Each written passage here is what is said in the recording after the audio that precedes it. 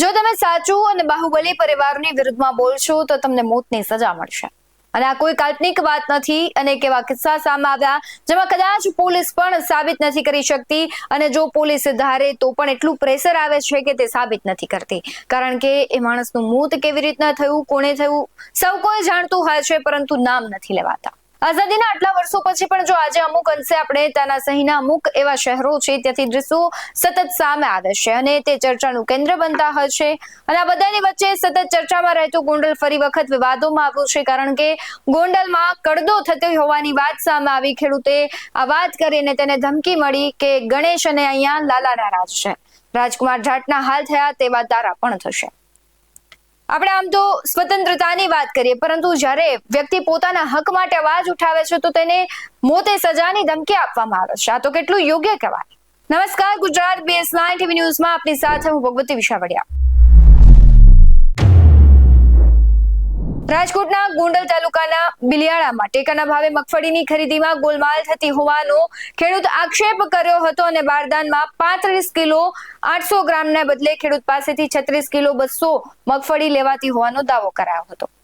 ગોંડલ તાલુકાના એક ખેડૂતે આક્ષેપ કર્યો છે કે આ ગેરરીતિને ખુલ્લી પાડવાનો પ્રયાસ કર્યો તો તેને 7 થી 8 શખ્સોએ મોબાઈલ છીનવી લીધો અને ખાસ મારામારી કરીને ધમકી પણ આપી કે અહીં ગણેશ અને લાલાના રાજ છે રાજકુમાર જાટના હાલ થયા હતા તેવા તારા પણ થઈ શક્યા છે તમે જુઓ કે સમગ્ર ગુજરાતમાં બોટાદથી જે કડદાનું આખું કહેવાય છે કે પ્રક્રિયા છે વિવાદ છે જે શરૂ થયો હતો તેણે ખૂબ મોટું સ્વરૂપ ધારણ કર્યું રાજકીય રીતે સામાજિક રીતે અને બધી જ રીતે ક્યાંક ને ક્યાંક એ નુકસાનકારક સાબિત થયું છે અને હજુ પણ એ જ ઘટનાના પડઘા છે અલગ અલગ શહેરોમાં પડી રહ્યા છે બોટાદમાં જે કડદા સિસ્ટમ હતી એ તો બંધ થયો કે ન થયો પરંતુ અનેક એવા શહેરો હતા કે જ્યાં કડદા થતા હતા ત્યાં તેમની થોડી અસર થઈને હવે જો કડદો કરી રહ્યા છે તો તે પણ બહાર આવી રહ્યું છે બધાની વચ્ચે ગોંડલના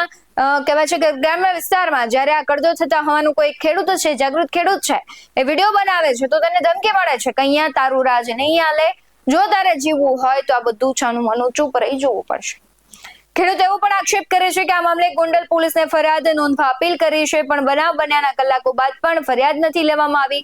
ખેડૂતો સાથે ટેકાના ભાવની ખરીદીમાં ખોટું થઈ રહ્યું છે પરંતુ ખેડૂતોને મગફળી ખરીદાશે નહીં તેવા ડરના કારણે બોલવાનું ખેડૂતો પણ ટાળી રહ્યા છે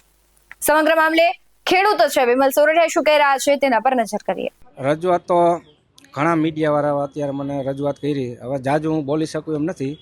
મારે ખાલી રજૂઆત એટલી કરવાની છે કે મને જે ખેડૂતો ઉપર જે ખોટું થતું હતું એના માટે અમે હકીકત જે કહેવા ગયા હતા એના માટે અમને આ ઢોર માર માર્યો હતો જાજુ તો નહીં બોલી શકું પણ અમને મારી બધી પાકો અમારી પાસે પ્રૂફ જ છે અમને આ ઢોર માર માર્યો અહીંયા એ લોકોએ એમ કીધું કે ગણેશ રાજને લાલા રાજને એવું છે કે એટલે તું કાંઈ વધારે ન બોલતો કે અહીંયા નકર તને મારી નાખશું જેમ રાજકુમાર જાટ કેસવાળી થઈને એમ તારું થાય તો હાઈ થઈને તને દેખાઈશ નહીં કે એ લોકો એવું મને કીધેલું હવે વધુ તો મારે કાંઈ નથી કહેવું પણ અમે ગોંડલ અમારી કાંઈ ફરિયાદ લીધી નથી પોલીસવાળા કોઈએ પછી અમે અત્યારે અહીં SP સાહેબ રાજકોટ આવ્યા ફરિયાદ દેવા કે ભાઈ અમારે જે થાય આ મીડિયા સમક્ષ અમે કહી છીએ કે જે કરો એ કાયદેસરની કાર્યવાહી એની ઉપર થવી જોઈએ આ જે અમને ઢોર માર માર્યા છે અમારા ખેડૂત ઉપર એની માથે જે થાય તે કાયદેસર કાર્યવાહી થાય શેના માટે અમને બનાવ એવો બન્યો હતો કે અમે મગફળી ત્યાં જોખાતી હતી કાયદેસર સરકારશ્રી તરફથી 35 કિલો 800 ગ્રામ જોખાતી હતી એની જગ્યાએ 36 કિલો 100-200 ગ્રામ લેવાતી હતી એટલે એ 100-200 ગ્રામ માથે લેતા હતા 36 એટલે અમે પૂછ્યું કીધું ભાઈ આમ કેમ લ્યો હો એટલે કે ભાઈ તું ક્યાંથી આવે મેં કીધું ભાઈ હું જ્યાં ત્યાં ખેડૂત છું કીધું અને મારા ભાઈની અહીં મગફળી આવેલી છે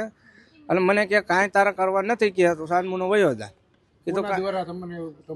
હા લાલાભાઈ લાલો હતો હરદેવ હતો અને નાગરાજ આ બધા હતા ત્યાં અને બીજા 6-7 જણા હતા પણ એના નામ મને નથી ખબર કારણ કે એ અંદરો અંદર કહેતા હતા લાલા ને વનરાજ ને હરદેવ ને એવું એટલે મને ખબર આ 3 જણાના નામ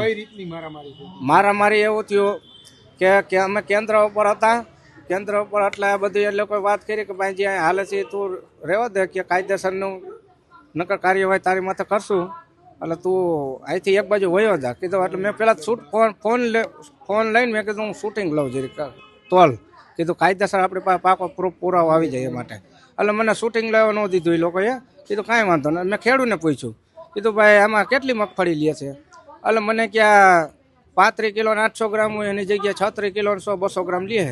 કીધું કાંઈ વાંધો એટલે બધા ખેડૂને હું 6-7 ખેડૂને ત્યાં મળ્યો એટલે બધાએ આવી રીતે કીધું. પણ ઓલા લોકોએ એમ કીધું જો કે આવડા આવ્યા છે ને આ વિમલભાઈએ કે જીગીસાબેનને ફોન કરેલો છે કે અહીંયા આવશે તો તમારે ખેડૂને કહી દીધું તમારે કોઈની મગફળી જોખવામાં નહીં આવે. એ આવે ને તમારે એમ જ કહી દેવાનું કે ભાઈ અમારે ગણેશ રાજને લાલા રાજને એવું હાલે છે, અહીંયા અમને કોઈ વાંધો નથી. ખેડૂને કે કહી દીધું અહીંયા જે હાલે છે ને એ હાલવા દેવાનું. હવે શું માંગણી છે તમારી? માંગણી એવું છે અમે ગોંડલ અમારી ફરિયાદ લીધી નથી એટલે અમારે એસપી સાહેબ પાસે રાજકોટ આવવું પડ્યું કે અમારી ફરિયાદને લે અને અમને જે ઢોર માર માર્યા છે એના માટે કાયદેસરની કાર્યવાહી એની માટે થાય એની માટે એવી અમારી માંગ છે. અને એ લોકોએ કીધું હતું કે આ ફરિયાદ અમે ગોંડલે લઈ કીધી હોત પણ એમાં લાલા રાજના ગણેશના ને એના નામ હતા, આ 2 નામ કાઢી નાખો તમે કહે તો અમે ફરિયાદ લેવું. કીધું એ નામ કાયદેસરના અમારી પાસે છે અને અમને બધાને માર્યા છે, એના નામ લીધા કે આવા રાજ હાલે તો આવા ખોટા ગુંડાગીરી હાલે. એના માટે અમે કોઈ જાતનું બધા ખેડૂત સમજીને ભેગા થઈને કાયદેસરની એની માથે કાર્યવાહી કરશું કે આવા ગુંડાઓ તત્વોને અહીંથી નાબૂદ કરો તમે. ગણેશ ગોંડલ દ્વારા તમને મારવામાં આવ્યું છે? ના, એના દ્વારા માર નહીં, એના નામ હતા કે અહીંયા ગોંડલ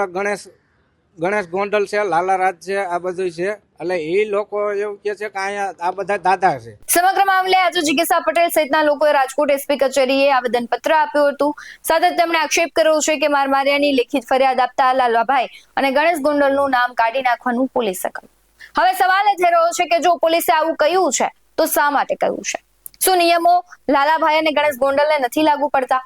શું નિયમો સામાન્ય માટે લોકો માટે જ બનાવવામાં આવે છે? અને ખેડૂતો સાથે જો કડદો થઈ રહ્યો છે તો એ અવાજ ઉઠાવે છે તો એમાં કશું ખોટું નથી. એના હક માટે અવાજ ઉઠાવતા હોય તો પોલીસે તેની ફરિયાદ નોંધવી જોઈએ. શા માટે પોલીસ છે મૂક પ્રેક્ષક બની રહ્યા છે? અનેક કેસો છે જેમાં પોલીસની શંકાશીલ કામગીરી હોય છે, સવાલો પોલીસ પર થાય છે, પરંતુ કશું તેનું સમાધાન નથી આવતું. આ ઘટનામાં પણ એવું થઈ રહ્યું છે કે ખેડૂત આક્ષેપ કરી રહ્યા છે કે ભાઈ લાલભાઈ અને ગણેશ ગોંડલનું નામ શું કામ નહીં? તો હવે સવાલ અમે પણ કરી રહ્યા છે કે શા માટે જો સત્ય છે તો આ લોકોનું નામ અને ફરિયાદ નોંધવામાં નથી આવતી? તમને શું લાગી રહ્યું છે તે કમેન્ટ બોક્સમાં જરૂરથી જણાવજો. બાકી આવા જ વધુ અહેવાલો સાથે ફરી મળતા રહીશું. તમે અમારી યુટ્યુબ ચેનલને સબસ્ક્રાઇબ કરવાનું, અમને ફેસબુક અને ઇન્સ્ટાગ્રામ પર ફોલો કરવાનું ભૂલશો નહીં. બાકી અવનવી અપડેટ્સ મેળવવા માટે આપ જોતા રહો BS19 ન્યૂઝ. નમસ્કાર.